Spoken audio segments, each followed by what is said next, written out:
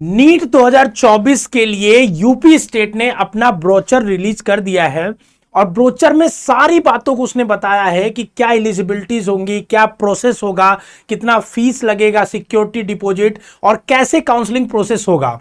बहुत बड़े बड़े बदलाव हुए हैं। मैं आपको पूरा आसान भाषा में समझाने वाला हूं। पूरा हिंदी में ब्रोचर है बट मैं आपको एक्सप्लेन करके एकदम इजी लैंग्वेज में बताने वाला हूं।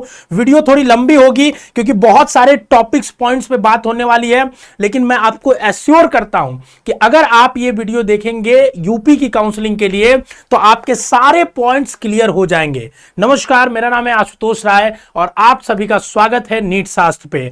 वन स्टॉप सॉल्यूशन है आपके नीट यूजी के काउंसलिंग के लिए। यूपी से अगर आप स्टेट या प्राइवेट किसी भी तरह की काउंसलिंग कराना चाहते हैं, पर्सनलाइज लेवल पे अगर चाहते हैं हमसे जुड़ना, तो दिए गए नंबर पे आप व्हाट्सएप कर सकते हैं। देखिए, हम बात करेंगे ब्रोचर में दिया है एलिजिबिलिटी की, कौन लोग एलिजिबल है, क्या डॉक्यूमेंट्स लगेंगे, क्या जो यूपी के 10th-12th यूपी से किया जिस बच्चे ने, क्या उसके डोमिसाइल लगेंगे, कब के होने चाहिए, कितना लेटेस्ट डॉक्यूमेंट होना चाहिए, फिर रजिस्ट्रेशन कैसे करेंगे, कितना सिक्योरिटी डिपॉजिट लगेगा, सिक्योरिटी डिपॉजिट वापस आता है कि नहीं आता है, क्या फीस में एडजस्ट हो जाता है, फिर रिजर्वेशन कौन कौन सी कॉलेज में किस किस चीज के लिए है, क्योंकि यूपी में हॉरिजॉन्टल और वर्टिकल रिजर्वेशन दोनों है, ठीक है ना। फिर अलॉटमेंट, यहां सबसे बड़ा बदलाव आया है। जो अभी तक यूपी में नहीं होता था वो हो रहा है बाबू। आप सभी लोगों को या जो भी गार्जियंस देख रहे हैं, मैं आपको बता दूं कि अभी तक यूपी में फर्स्ट राउंड में फ्री एग्जिट नहीं था जैसे कि ऑल इंडिया में होता था, लेकिन ये एक बड़ा बदलाव आया है। यूपी में फर्स्ट राउंड में अब फ्री एग्जिट होगा as usual of all India. इसलिए मैं कहता हूं काउंसलिंग एक डायनेमिक प्रोसेस है, ठीक है ना। जब आप किसी के साथ जुड़ते हो पर्सनलाइज काउंसलिंग के लिए तो हर साल कुछ ना कुछ अपडेट होता है, हर राउंड में अपडेट होता है, तो आपको उससे कनेक्टेड रहना पड़ता है, ठीक है। फिर अलॉटमेंट की बात करेंगे कि चारों राउंड के क्या नियम है, ठीक है ना। चारों राउंड मतलब मॉप अप स्टेज सब बात करेंगे उसके आगे भी। फिर एडमिशन के लिए क्या करना होता है, एडमिशन में रिपोर्टिंग क्या होती है, और उसके बाद कॉलेज की फीस वगैरह सारी जो डिटेल्स दी हुई है उसी पे बात करेंगे। तो चलिए एक एक चीज आपके सामने एक्सप्लेन करता हूं। पूरी वीडियो जरूर देखिएगा और अच्छा लगेगा तो कमेंट छोड़ के जरूर जाइएगा, ठीक है। देखिए, सबसे पहले ये आप देख सकते हैं, खुद भी डाउनलोड करके आप खुद भी पढ़ सकते हो, उसमें कोई बड़ी बात नहीं है, ठीक है। सबसे पहले देखिए आपको यहां पे ब्रोचर दिया गया है, ठीक है ना। एलिजिबिलिटी की बात कर लेता हूं, ठीक है। मोस्ट इंपॉर्टेंट चीज, अगर प्राइवेट के लिए आप देख रहे हैं तो अगर जो बच्चे यूपी के हैं उनको ही क्वालिफाइंग कट ऑफ जो होता है उसका बेनिफिट मिलेगा कैटेगरीज का। अदरवाइज अगर आउट ऑफ यूपी आप है तो भी आप यूपी में प्राइवेट के लिए काउंसलिंग करा सकते हैं, लेकिन आप एज ए जनरल ट्रीट किए जाएंगे बाहर के हैं तो, ठीक है ना। वही चीज यहां पे लिखी हुई है, ठीक है। आगे बढ़ते हैं तो एक बहुत इंपॉर्टेंट चीज यहां पे लिखा हुआ है, ध्यान से सुनिएगा, ठीक है ना, कि ऐसे अभ्यर्थी जिन्होंने हाई स्कूल इंटरमीडिएट में से एक या अथवा दोनों परीक्षाएं उत्तर प्रदेश के बाहर से उत्तीर्ण की है तथा उत्तर प्रदेश राज्य के मूल निवासी है, ऐसे अभ्यर्थी को उत्तर प्रदेश शासन द्वारा निर्धारित प्रारूप या उत्तर प्रदेश के सक्षम प्राधिकारी द्वारा निर्गत डोमिसाइल निवास पत्र प्रस्तुत करना होगा। अगर आपने 10th-12th बाहर से करी है तो आपको डोमिसाइल की नीड होगी। और दूसरी चीज यहां पे लिखिए, ध्यान से सुनिएगा, ठीक है ना, कि ऐसे नियमित अभ्यर्थी जिन्होंने हाई स्कूल इंटरमीडिएट समकक्ष दोनों परीक्षाएं उत्तर प्रदेश से उत्तीर्ण की है, यूपी से 10th और 12th दोनों किया है, उनके लिए डोमिसाइल निवास प्रमाण पत्र आवश्यक नहीं है, उनको डोमिसाइल देने की जरूरत नहीं है। अगर आपने बनवा लिया तो वेल एंड गुड, अदरवाइज उसकी नीड नहीं है।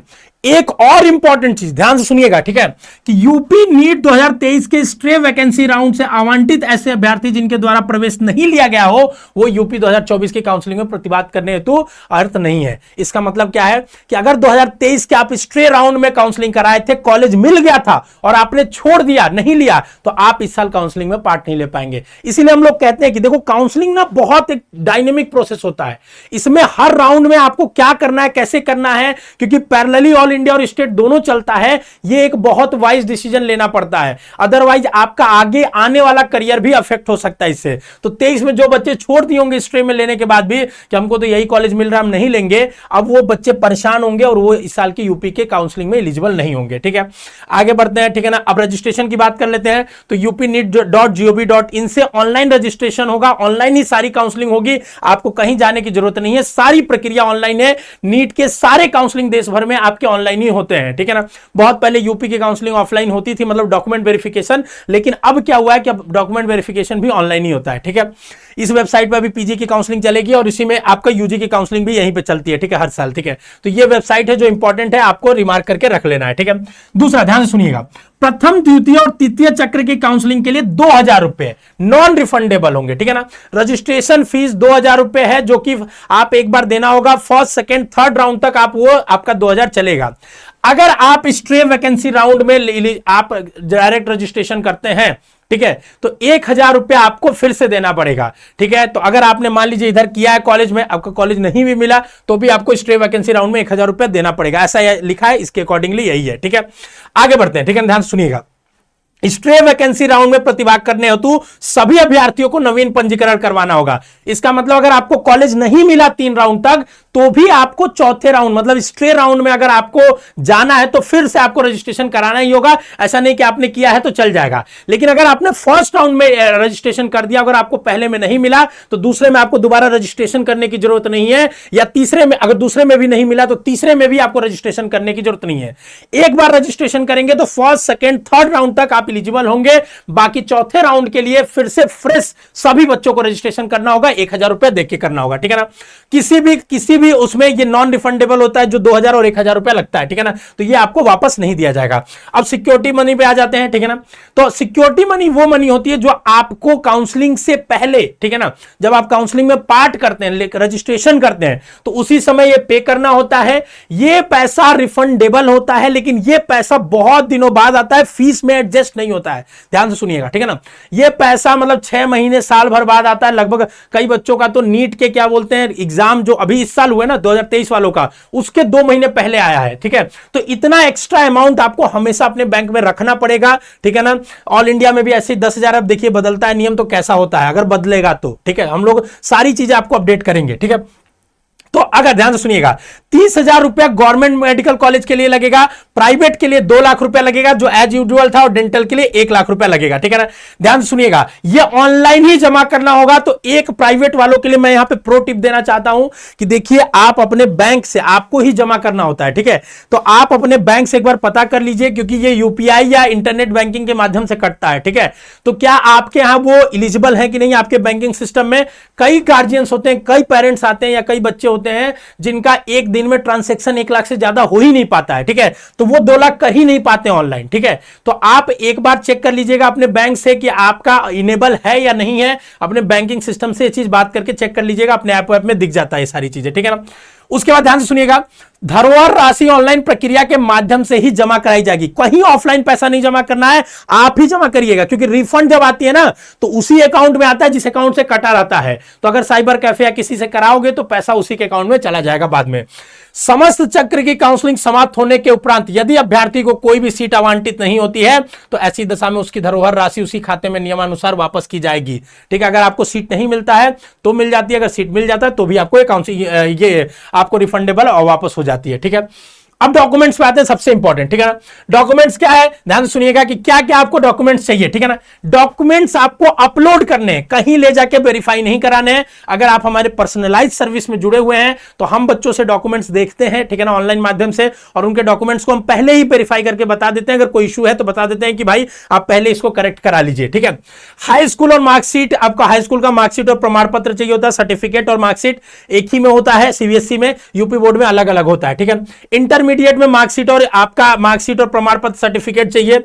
उसके बाद अगर आप ओबीसी, एससी, एसटी, ईडब्ल्यूएस या ex army, NCC, freedom fighter, कोई भी तरह का हॉरिजॉन्टल वर्टिकल भी रिजर्वेशन ले रहे हैं तो उसके लिए आपको उसका रिजर्वेशन सर्टिफिकेट होना चाहिए। सबसे इंपॉर्टेंट चीज जो मैं आपको यहां बताने वाला हूं कि रिजर्वेशन सर्टिफिकेट जो होना चाहिए वो 1 अप्रैल के बाद का होना चाहिए। वो आगे है, देखिए मैं आपको दिखाऊंगा तो आपको बताऊंगा, ठीक है ना। 1 अप्रैल 2024 के बाद का होना चाहिए। अगर आपने लेटेस्ट नहीं बनवाया तो आप बनवा लीजिए, रिजर्वेशन सर्टिफिकेट लेटेस्ट चाहिए होता है, ठीक है। उसके बाद आपको नोडल सेंटर चूज करना है। अब नोडल सेंटर इसलिए चूज करना है, यानी यहां जाके आपको वेरिफिकेशन नहीं कराना है। कल को अगर ऑनलाइन वेरिफिकेशन में कोई इशू होता है तो आपको इन्हीं कॉलेजेस में जाके उसको रेक्टिफिकेशन करना है। तो ये एज ए बैकअप चूज करवाया जाता है। तो आप नियरेस्ट कॉलेज चूज कर सकते हैं, 20 कॉलेजेस है, इसमें से कोई भी कॉलेज आप चूज कर सकते हैं, ठीक है। रिजर्वेशन की बात करते हैं तो अनुसूचित जाति के लिए 21% रिजर्वेशन है, अनुसूचित जनजाति के लिए एसटी के लिए रिजर्वेशन 2% है, ओबीसी के लिए 27 और ईडब्ल्यूएस के 10%। एक यहां पे इंपॉर्टेंट बात मैं बताना चाहूंगा कि ईडब्ल्यूएस के लिए जो 10% है वो हर कॉलेज में नहीं है, क्योंकि जब ईडब्ल्यूएस रिजर्वेशन आया था तो कई कॉलेज में 10% सीटें बढ़ाई गई थी, एग्जिस्टिंग 50% सीटों में से 10% नहीं दिया गया था, लेकिन कई कॉलेजेस में 10% सीटें नहीं बढ़ पाई थी, वहां का इंफ्रास्ट्रक्चर अच्छा नहीं था या कॉलेज की सीट बहुत ज्यादा ऑलरेडी थी, जैसे तो कई सारे कॉलेजेस हैं ऐसे, ठीक है। आप देखोगे तो वहां ईडब्ल्यूएस की कोई कैटेगरी एज ईडब्ल्यूएस का वहां पे कोई कट ऑफ नहीं आता है, तो वहां अगर ईडब्ल्यूएस का बच्चा है तो जनरल ट्रीट किया जाता है, ठीक है। तो अगर आपने ईडब्ल्यूएस का भर रहे हैं तो इस चीज का ध्यान रखिएगा, ठीक है, कि हर जगह ईडब्ल्यूएस का रिजर्वेशन नहीं है, ठीक है। आगे बढ़ते हैं उसके आगे, ठीक है ना। एक और चीज है, ध्यान से सुनिएगा, ठीक है ना, कि 4 कॉलेजेस हैं, ठीक है ना, जिसको स्पेशल कंपोनेंट कॉलेजेस कहते हैं, जहां पे रिजर्वेशन स्कीम थोड़ा अलग है। एससी के लिए 62%, एसटी के लिए 5%, ओबीसी के लिए 11% है। ये 4 कॉलेजेस हैं जो एससी एसटी मेजरली कॉलेजेस बनाए गए थे, मायावती जब चीफ मिनिस्टर थी उस समय बनाए गए थे, ठीक है ना, महामाया स्कीम अंतर्गत शायद आया था उस समय, उसके अंतर्गत, जिसको स्पेशल कंपोनेंट कॉलेज कहते हैं। अंबेडकर नगर, कन्नौज, जालौन और सहारनपुर, ये 4 कॉलेजेस में रिजर्वेशन थोड़ा सा ज्यादा है एससी एसटी के लिए, ठीक है।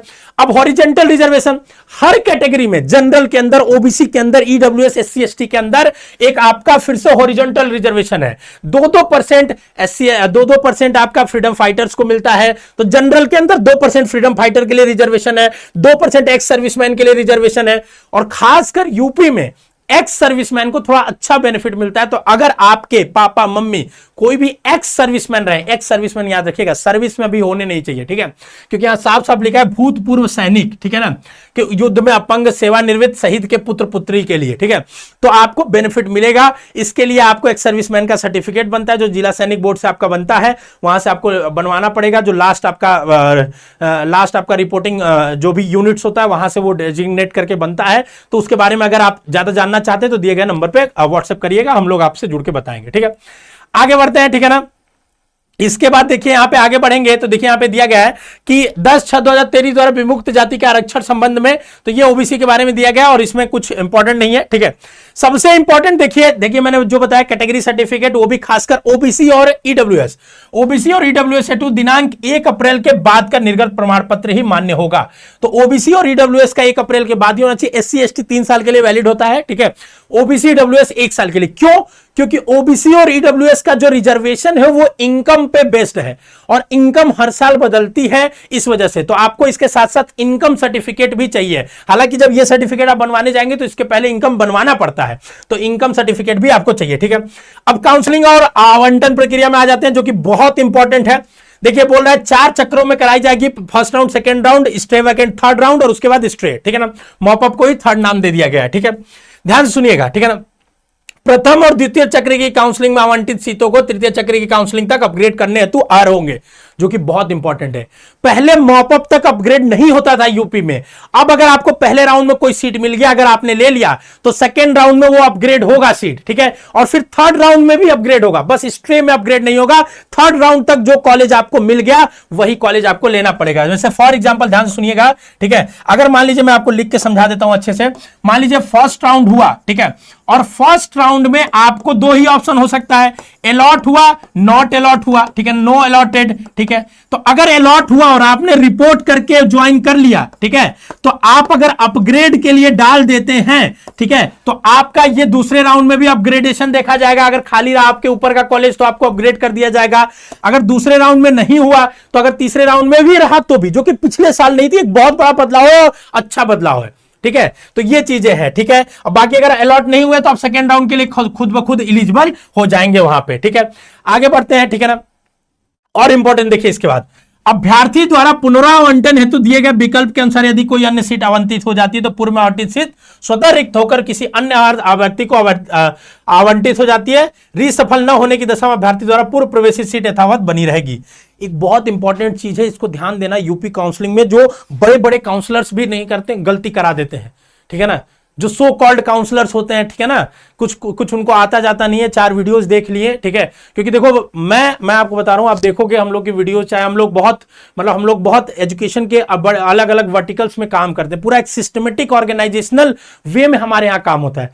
ऐसा नहीं कि मैं ही अकेले काम कर रहा हूं और मैं अगर बिजी हो गया तो फिर आपका फोन नहीं उठाऊंगा, चाहे ये नहीं होगा। हमारा एक सिस्टमेटिक वे में काम होता है। हम लोग बहुत बड़े CUET के फील्ड में बहुत लार्जेस्ट प्लेटफॉर्म है हमारा, 2,90,000 बच्चे वहां पढ़ रहे हैं, ठीक है, अलग अलग हम लोग स्कूल एंट्रेंस के लेवल पे हैं, हम लोग मतलब बहुत ऑर्गेनाइजेशनल वे में काम करते हैं, तो बच्चे यहां से बेनिफिटेड होते हैं, समझ रहे हैं आपको।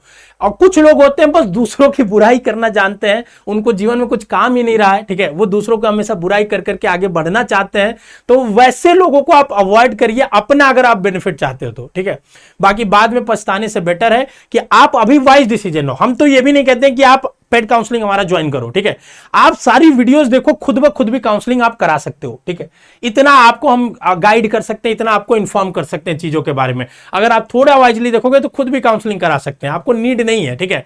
लेकिन अगर आप चाहते हो कि पर्सनलाइज लेवल पे आपको कोई अटेंशन दे, आपको कोई टाइम दे, तो आप दिए गए नंबर पे हमसे कांटेक्ट करके हमारे काउंसलर से जुड़ सकते हो, क्योंकि यूपी काउंसलिंग पे हमसे ज्यादा एक्सपर्टीज पूरे यूट्यूब में किसी की नहीं होगी, हम दावे के साथ कह सकते हैं, क्योंकि आप पिछले वीडियोज उठा के देख सकते हो सारी चीजें, ठीक है ना। बच्चों का रिस्पांस इतना अच्छा, यूपी के हर मेडिकल कॉलेज में हमारे मतलब 10 से 12 स्टूडेंट्स हैं, ठीक है, तो एक एक इनर चीज भी हम लोग को पता है, प्राइवेट और गवर्नमेंट दोनों की मैं बात कर रहा हूं, ठीक है। आगे बढ़ते हैं। देखिए एक बहुत इंपॉर्टेंट चीज क्या जो मैं बता रहा था कि जैसे जब पहले राउंड में आपको कुछ अलॉट हुआ कॉलेज, ठीक है, दूसरे राउंड में अगर आपने वो कॉलेज फिर से चॉइस फिलिंग में डाल दिया, ध्यान से सुनिएगा, तो फिर से जो पहले राउंड में अलॉटेड था वही कॉलेज अलॉट हो जाता है और आपको फिर से जाके उसी कॉलेज में जिसमें आप एडमिशन ले चुके हो फिर से एडमिशन की प्रक्रिया करनी पड़ती है। ऐसे कई बच्चे कर देते हैं जिनकी वजह से उनका क्या होता है कि उनको क्या होता है, पहले राउंड में कोई कॉलेज अलॉट हो गया, मान लो बस्ती मेडिकल कॉलेज अलॉट हो गया, ठीक है, दूसरे राउंड की चॉइस फिलिंग में भी उन्होंने बस्ती डाल दिया था, अब फिर से उनको बस्ती ही मोर लाइकली है कि अलॉट होगा, ठीक है, और बस्ती जैसे ही उनको अलॉट होता है अब उनको लगता है कि सेम ही कॉलेज है, क्या जाने की जरूरत है, अब वो जाते नहीं है दोबारा एडमिशन कराने, तो उनका एडमिशन ही कैंसिल हो जाता है। तो ये आपको ध्यान देना है कि हर राउंड में, अगले राउंड में जो कॉलेज आपको मिल गया है उसके नीचे का कॉलेज या वो कॉलेज आपको अपने चॉइस फिलिंग में नहीं डालना है, नहीं तो री अलॉट वही हो जाएगा और फिर से जाकर उसी पे आपको एडमिशन दोबारा सेम प्रक्रिया करना पड़ेगा, ठीक है ना। वही लास्ट लाइन यहां पे लिखी हुई है, ठीक है। सबसे इंपॉर्टेंट अब प्रथम चक्र की काउंसलिंग रूल्स के बारे में पढ़ते हैं, ठीक है ना, बहुत इंपॉर्टेंट है, ठीक है, ध्यान सुनिए। राजकीय तथा निजी क्षेत्र के मेडिकल कॉलेजेस हेतु प्रथम चक्र की काउंसलिंग हेतु आवंटित प्रवेशित अभ्यर्थियों को निःशुल्क निर्गमन की सुविधा होगी, फ्री एग्जिट मिलेगा। मतलब अगर आपको कॉलेज अलॉट हो गया है तो आप छोड़ सकते हो, जैसे AIQ में होता है, ठीक है ना, फर्स्ट राउंड में, सेकंड राउंड में अलॉट हुआ तो आप नहीं छोड़ सकते हो, छोड़ोगे तो सिक्योरिटी मनी जाएगी, ठीक है, अभी उसके बारे में पढ़ेंगे, ठीक है। फर्स्ट राउंड में ऑल इंडिया में भी होता है, आपको कॉलेज अलॉट हुआ, आपकी मर्जी है, लो चाहे ना लो, आपका सिक्योरिटी मनी पे कोई नुकसान नहीं होगा। अब यहां वो सुविधा मिल रही है यूपी में भी, जो कि पहले नहीं थी, ठीक है, ठीक है ना। अगर कोई अभ्यर्थी प्रवेश नहीं लेता है तो उसकी सिक्योरिटी मनी कोई भी जब्त नहीं की जाएगी, ठीक है। प्रथम चक्र की काउंसलिंग से निःशुल्क एग्जिट की सुविधा प्राप्त यदि द्वितीय चक्र में पुनः प्रतिभाग कर सकता है। आप फ्री एग्जिट ले लिए पहले राउंड से, मान लीजिए हमको कोई कॉलेज अलॉट हुआ पहले राउंड में, हम नहीं रिपोर्ट किए तो हमारी सिक्योरिटी मनी भी जब्त नहीं हुई, हम सेकेंड राउंड के लिए एलिजिबल भी है, ठीक है। अब सेकेंड राउंड के लिए हम एलिजिबल हैं तो अब सेकेंड राउंड में दोबारा रजिस्ट्रेशन की भी जरूरत नहीं, वही पैसा जो हमने 2000 दिया उसी से काम हो जाएगा। अब सेकेंड राउंड के नियम थोड़ा पढ़ लेते हैं। प्रथम चक्र की काउंसलिंग से अनावंटित तथा प्रवेशित अभ्यर्थियों को द्वितीय चक्र की काउंसलिंग में प्रतिभाग करने हेतु पुनः धरोहर राशि जमा करने की आवश्यकता नहीं होगी। अगर आपको पहले राउंड में कॉलेज नहीं मिला, ठीक है ना, या आपने कॉलेज ले लिया, अपग्रेड के लिए डाला, तो आपको दोबारा सिक्योरिटी मनी नहीं डालना है, ठीक है। राजकीय तथा निजी क्षेत्र के मेडिकल कॉलेजेस हेतु द्वितीय चक्र की काउंसलिंग द्वारा आवंटित क्षेत्र पर अभ्यर्थी को प्रवेश प्राप्त करना अनिवार्य होगा। सेकेंड राउंड में अगर आपको कॉलेज मिल गया तो आपको लेना मस्ट अनिवार्य होगा, अन्यथा ध्यान से सुनिएगा की स्थिति में जमा की गई संपूर्ण धरोहर राशि जब्त कर ली जाएगी। ऐसे अभ्यर्थी तृतीय चक्र की काउंसलिंग में प्रतिभाग करने हेतु पुनः धरोहर राशि जमा करने के पश्चात ही अर्ह होंगे।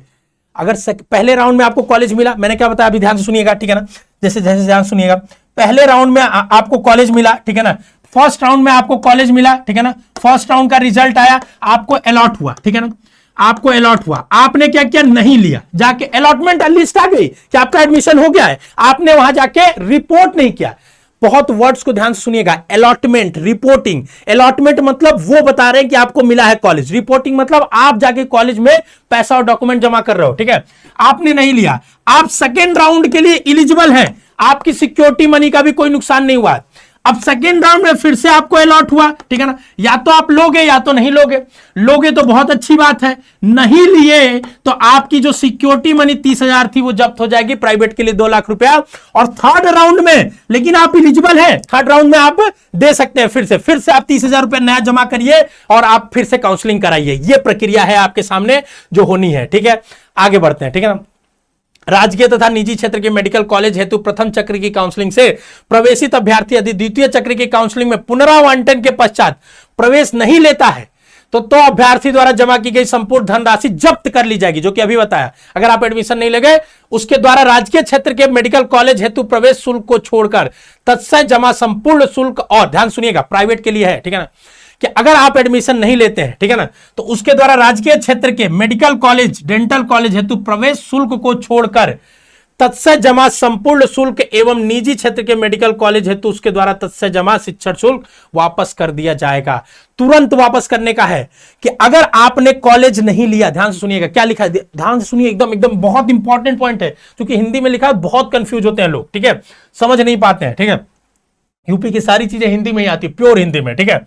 अब ध्यान सुनिएगा, लिखा क्या था कि यदि द्वितीय चक्र की काउंसलिंग में पुनरावंटन, मतलब दोबारा उनको काउंसलिंग, कोई पहले में अलॉट हो गया था, ठीक है ना, प्रथम चक्र की काउंसलिंग से प्रवेश अपग्रेड होकर दूसरे में मिल गया उनको, ठीक है। अपग्रेड वाले बच्चों की बात कर रहा है, ठीक है। एक तो हो गया, दूसरे में डायरेक्टली अब उनको मिला, ठीक है, तो नहीं लिया तो सिक्योरिटी जब्त हो गया।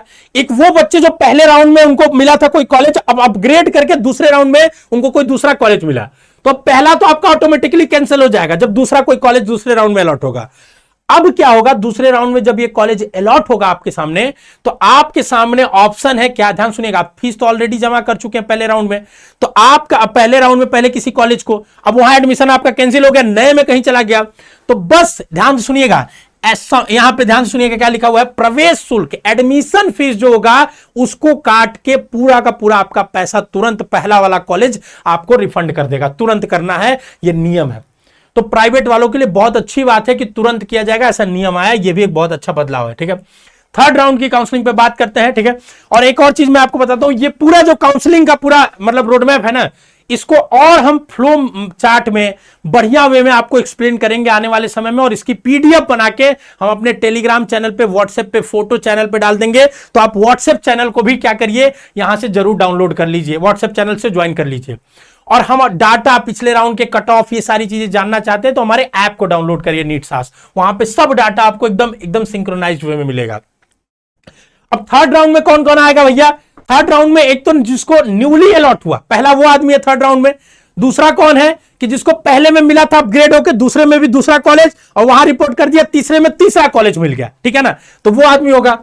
तो अब ध्यान सुनिएगा, द्वितीय चक्र की काउंसलिंग से अनावंटित प्रवेशित अभ्यर्थियों को तृतीय चक्र की काउंसलिंग में प्रतिभाग करने हेतु पुनः धरोहर राशि जमा करने की आवश्यकता नहीं है। तो वो लोग जिनको कॉलेज नहीं मिला या अपग्रेड हो रहा है, उनके लिए नया कोई भी कॉलेज आपको क्या करना है, आपको किसी भी तरीके का आपको क्या बोले, सिक्योरिटी मनी नहीं डिपॉजिट करना है। एक और इंपॉर्टेंट चीज है यहां पे, ठीक है, सेकेंड राउंड में ये कहीं नहीं लिखा है, ठीक है ना, कि सेकेंड राउंड की काउंसलिंग में आप फिर से रजिस्ट्रेशन कर सकते हैं। तो आपको रजिस्ट्रेशन पहले राउंड में ही करना पड़ेगा, सेकेंड और थर्ड में कहीं ये बात लिखी नहीं गई है, ठीक है, ये इंपॉर्टेंट चीज। जबकि पिछली साल सेकेंड में फिर से रजिस्ट्रेशन बच्चे डायरेक्ट चाहे तो सेकेंड में पार्टिसिपेट कर सकते थे। अब आप चाहते हो कि सेकेंड राउंड तक जाओ, तो उसके लिए ट्रिक्स होते हैं कि आप फर्स्ट में कुछ ही कॉलेज डालो, जो आपको ना मिले तो ऑटोमेटिकली आप सेकेंड में चले गए। ये सब काउंसलिंग हैक्स होते हैं जो आपको हम लोग बताएंगे समय समय पे, ठीक है। राजकीय तथा निजी क्षेत्र के मेडिकल कॉलेज हेतु तृतीय चक्र की काउंसलिंग द्वारा आवंटित सीट पर अभ्यर्थियों को प्रवेश प्राप्त करना अनिवार्य होगा, अन्यथा किसी स्थिति में जमा की धनराशि जब्त कर लीजिएगा। वही अब सेकेंड राउंड में जब ऑलरेडी आपको अलॉट हो रहा था, नहीं ले रहे थे तो सिक्योरिटी जब्त हो जा रही थी, तो थर्ड राउंड में भी सेम नियम, अगर अलॉट हुआ नहीं लिया तो सिक्योरिटी आपकी जब्त कर ली जाएगी। अब ध्यान सुनिएगा, प्रथम द्वितीय चक्र की काउंसलिंग से प्रवेश जिनका अपग्रेड हुआ है उनके लिए क्या नियम है भैया, उनके लिए अगर वो प्रवेश नहीं लेते हैं तो अभ्यर्थी द्वारा जमा की गई संपूर्ण धनराशि, तो उनका सिक्योरिटी मनी तो डिपॉजिट कर ही लिया जाएगा तथा समस्त शुल्क भी जब्त कर लिया जाएगा। अगर थर्ड राउंड में आप नहीं, जब कॉलेज मिल जाता नहीं लेते तो आपकी सारी फीस भी जो आपने पीछे जमा कर ली है वो भी जब्त कर ली जाएगी, सिक्योरिटी मनी भी जब्त कर ली जाएगी। मतलब थर्ड में अगर आपको मिलता है किसी भी तरीके से आपको एडमिशन लेना ही लेना है। निजी क्षेत्र के मेडिकल कॉलेजेस के लिए, प्राइवेट के लिए, अगर तृतीय चक्र में उसको दोबारा अपग्रेड होकर मिलता है कॉलेज, ठीक है ना, और अगर वो नहीं लेता है, ध्यान से सुनिएगा, तो जमा की गई आपको सिक्योरिटी मनी तो जब्त कर ही ली जाएगी, था फीस जो आपने जमा किया है उसका 50% जब्त कर लिया जाएगा। गवर्नमेंट में पूरा जब्त कर लिया जाएगा और आपका प्राइवेट में 50% जब्त कर लिया जाएगा, ठीक है।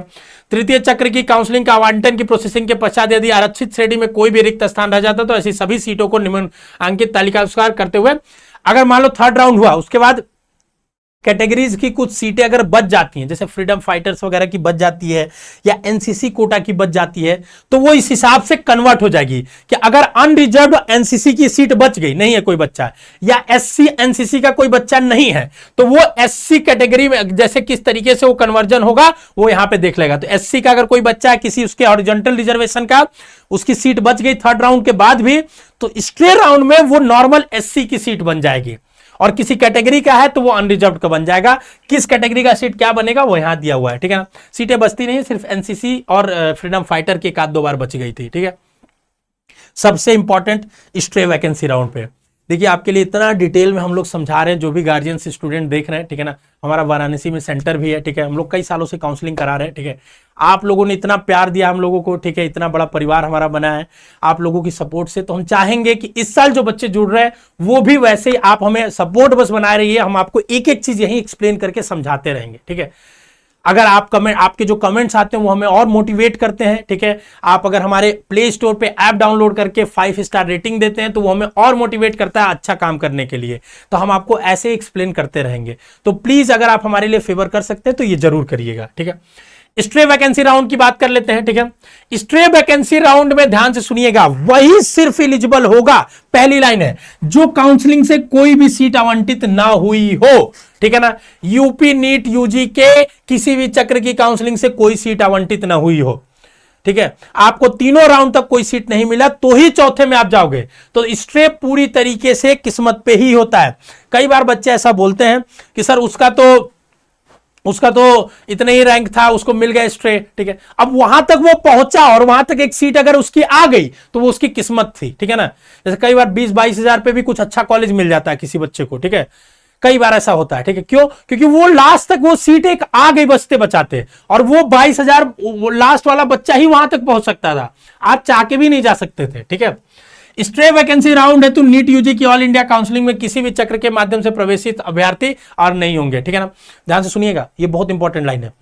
स्टेट से अगर किसी राउंड में आपको मिला है तो आप एलिजिबल तो नहीं है। दूसरा, नीट यूजी एआईक्यू के थ्रू भी किसी राउंड में अगर आपने एडमिशन कहीं भी ले लिया है, एआईक्यू में भी, तो आप भी एलिजिबल नहीं है यूपी के स्ट्रे में। एडमिशन ले लिया है तो, अलॉटमेंट हुआ है तो नहीं, ये चीज, ठीक है ना। अभी देखो आगे पढ़ते हैं। यूपी नीट के प्रथम चक्र, द्वितीय चक्र, तृतीय चक्र की काउंसलिंग से बीडीएस पाठ्यक्रम में प्रवेशित अभ्यर्थी स्ट्रे वैकेंसी राउंड की एमबीबीएस पाठ्यक्रम की चॉइस फिलिंग हेतु आ रहे होंगे, ठीक है ना। अगर आपको 3 राउंड तक बीडीएस मिला है तो आपको एमबीबीएस में अपग्रेड करने का मौका दिया जा रहा है, जो कि एक बहुत अच्छी बात है, ठीक है ना। तो अगर आपको 3 राउंड तक, जैसे पहले क्या होता था, लोग बीडीएस नहीं लेते थे, क्या, क्यों? क्योंकि भाई बीडीएस मिला तो लास्ट तक बीडीएस ही रहेगा। अब लास्ट राउंड तक अगर आपको बीडीएस मिला, अगर ऑप्शन है कि आपसे नीचे कोई ऊपर रैंक वाला कोई नहीं बचा है, तो आपको एमबीबीएस में कन्वर्ट कर दिया जाएगा, जो कि बहुत अच्छी बात है। इस तरह से बच्चे अपने चॉइस फिलिंग में, जैसे कई सोचते थे कि अगर एमबीबीएस ना मिले तो कम से कम बीडीएस मिल जाए, अब उनको बीडीएस का ऑप्शन भी यहां पे रहेगा। अदरवाइज बच्चे बीडीएस चूज नहीं करते थे, क्योंकि अगर एक बार बीडीएस ले लिया तो अपग्रेड होकर एमबीबीएस में नहीं जाएगा, जो कि ये बहुत अच्छी बात है। स्ट्रेट राउंड तक अपग्रेडेशन हो रहा है, ठीक है। ऐसे अभ्यर्थी नियमानुसार राज्य के निजी क्षेत्र के एमबीबीएस पाठ्यक्रम हेतु दे धरोहर राशि जमा करना सुनिश्चित करेंगे। इन अभ्यर्थियों को जमा नहीं की होगी, धरोहर राशि जमा नहीं होगी, वे अभ्यर्थी चॉइस फिलिंग नहीं करेंगे। सिक्योरिटी डिपॉजिट तो आपको करना ही है, अगर आपने नहीं किया है तो आगे बढ़ ही नहीं पाएंगे, ठीक है। आगे देखिए, स्ट्रेट राउंड में प्रतिभाग करने हेतु समस्त अभ्यर्थियों को 1,000 रुपए का करते हुए नवीन पंजीकरण। शुरू में ही हमने बताया कि हर एप्लीकेंट को, हर स्टूडेंट को न्यू रजिस्ट्रेशन स्ट्रेट राउंड में करना ही होगा, भले आपने पहले किया था आपको नहीं मिला तो भी आपको करना होगा, ठीक है ना।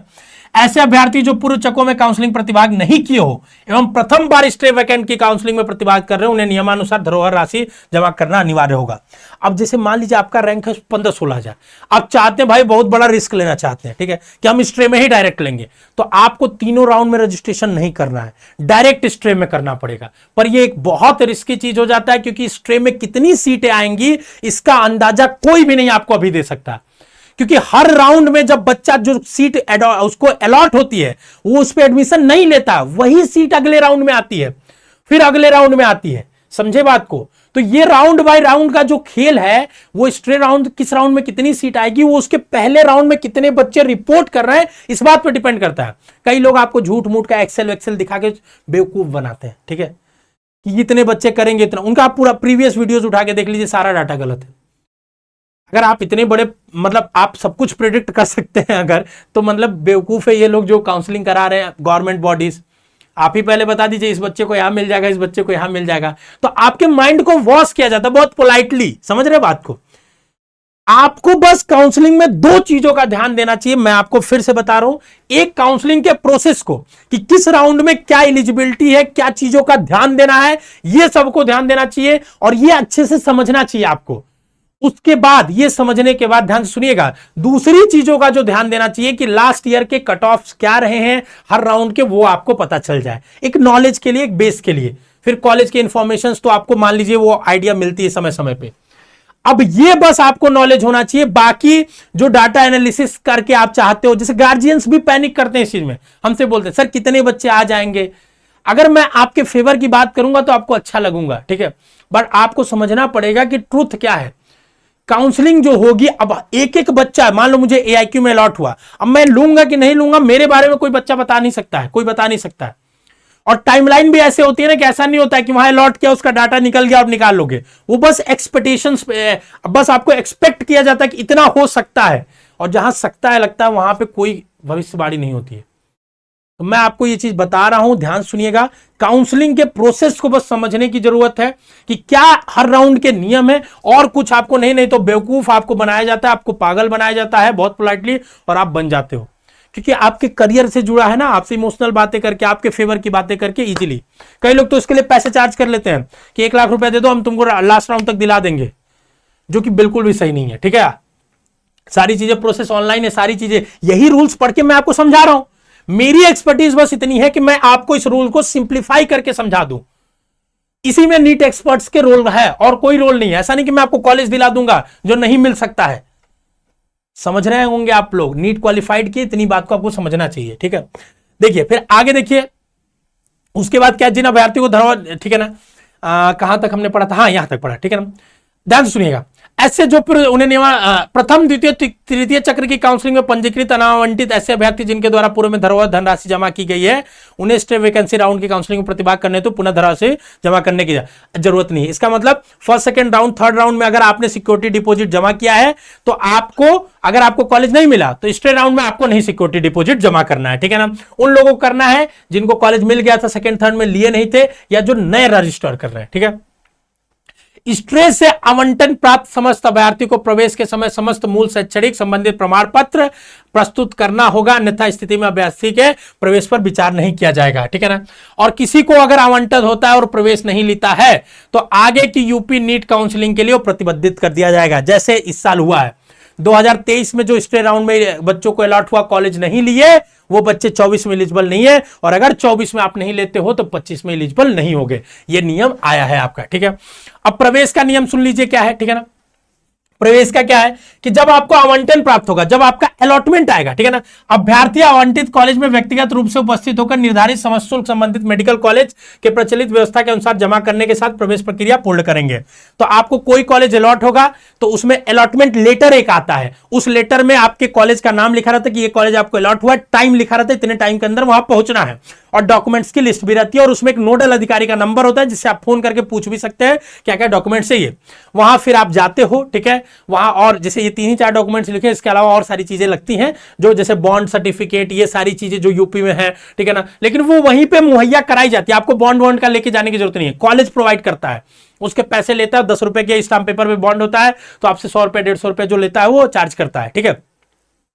आप कॉलेज में जाओगे, कॉलेज रिपोर्ट करोगे और वहां पे एडमिशन प्रोसेस लोगे, वहां जो फीस होगी वो जमा करोगे, कॉलेज के अंदर ही एक बैंक काउंटर होता है, वहां फीस जमा होती है, रिसिप्ट मिलती है और आपका एडमिशन हो जाता है। ठीक है, निजी क्षेत्र के प्राइवेट के लिए देखिए क्या है, अल्पसंख्यक हेतु प्रवेश प्रक्रिया संबंध में रीट याचिका दारुल के ये एक मतलब एक सुप्रीम उसको रीट को कोट करते हुए ये बता रहे हैं, ठीक है ना, कि क्या किया, समस्त विश्वविद्यालयों को नोडल सेंटर बनाकर निजी क्षेत्र के मेडिकल कॉलेज में आवंटित अभ्यर्थियों की प्रवेश प्रक्रिया पूर्ण की जाएगी। ठीक है, ध्यान सुनिएगा आदेश।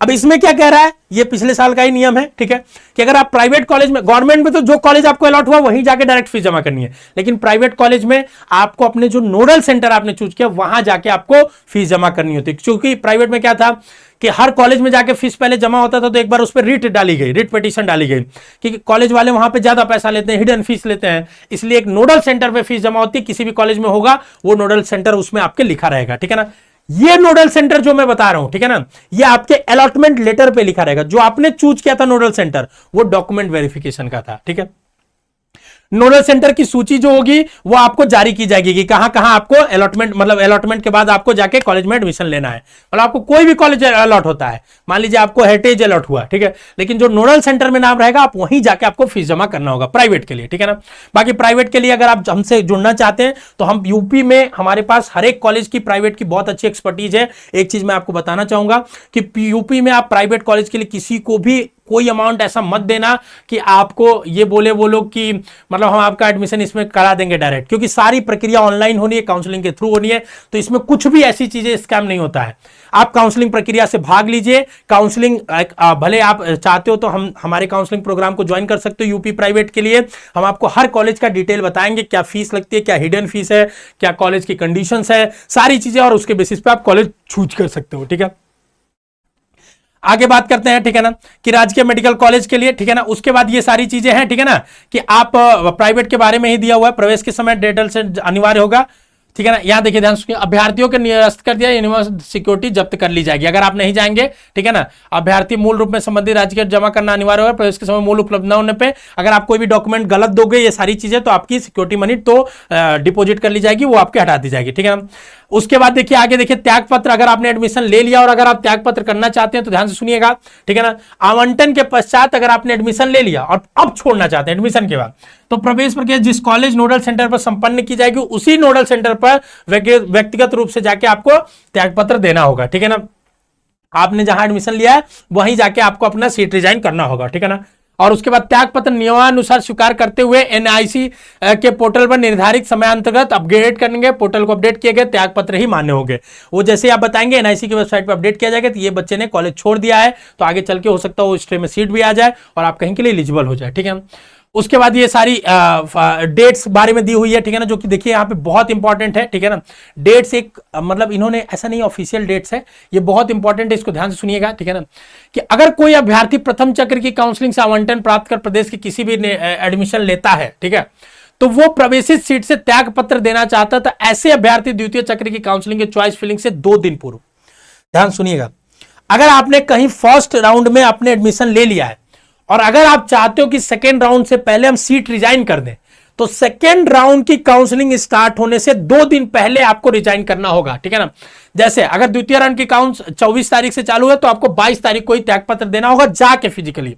ठीक है ना, और ऐसे स्थिति में अभ्यर्थी को फ्री एग्जिट की सुविधा होगी, तब आपको सारा फीस और आप आगे के लिए एलिजिबल होंगे, आपकी सिक्योरिटी मनी भी डिपॉजिट नहीं होगी। ठीक है ना, और अगर आप बाद में देते हैं 2 दिन बाद या सिक्योरिटी मनी के बाद, तो आपका सिक्योरिटी मनी जब्त कर लिया जाएगा। समझ रहे हैं, ये पूरा एक कॉम्प्लेक्स प्रोसेस है, इसीलिए थोड़ा डिटेल में थोड़ी लंबी वीडियो बन गई है, पर होपफुली आपको सारी चीजें समझ आई होंगी।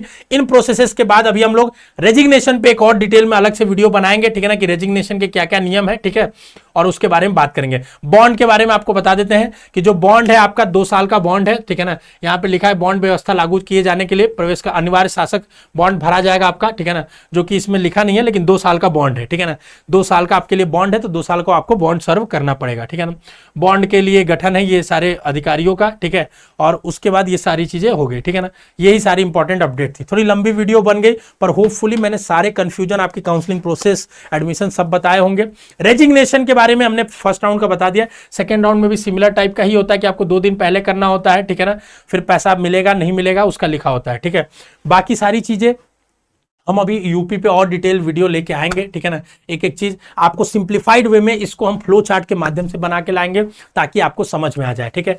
अगर आप यहां तक वीडियो देखें तो जरूर कमेंट करके जाइएगा कि हमने वीडियो पूरी देखी है, ताकि मुझे भी लगे कि मेरी मेहनत साकार हुई है और हम आगे और भी ऐसी डिटेल वीडियो लेके आए, ठीक है। दूसरी बात, एक इंपॉर्टेंट चीज और है, ध्यान से सुनिएगा, ठीक है। अगर आपको किसी भी तरह की हमसे यूपी ऑल इंडिया की काउंसलिंग करानी हो, प्राइवेट गवर्नमेंट की, तो आप दिए गए नंबर पे व्हाट्सएप कर सकते हैं, हमारा काउंसलर आपको कॉल बैक करेगा। पहली कंसल्टेशन आपको फ्री देगा, एक आइडिया देगा जनरलाइज, फिर आप हमारे एक्सपर्ट काउंसलर से हमारी फीस देकर जुड़ सकते हैं। अदरवाइज आप हमारे ऐप को डाउनलोड कर लीजिए, वहां पे डाटा पड़ा है, मात्र 500 रुपए में आप पूरा डाटा देख सकते हैं, ठीक है। और वहां से ऑल इंडिया स्टेट का डाटा देख के और यूट्यूब की वीडियोस देख के आप खुद की काउंसलिंग भी करा सकते हैं फ्री ऑफ कॉस्ट, ठीक है। Thank you very much. Channel को जरूर शेयर करें। All the best.